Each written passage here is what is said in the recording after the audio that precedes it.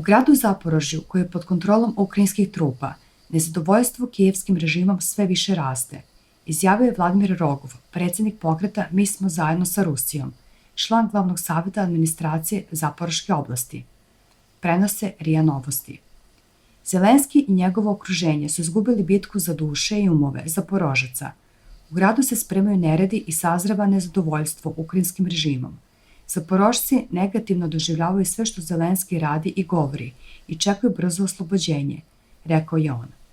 Prema rečima sagovornika Rogova, u ukrajinskim jedinicama teritorijalne odbrane beleži se sve više slučajeva neposlušnosti vlastima. Teritorijalna odbrana Zaporožja je najneposlušnija, čak se postavljalo i pitanje njenog rasformiranja, gdje je bilo više desetina sukoba sa ukrajinskim militantima, nakon čega su Zaporožci napustili svoje položaje na liniji dodira i prešli na našu stranu, dodao je Rogov.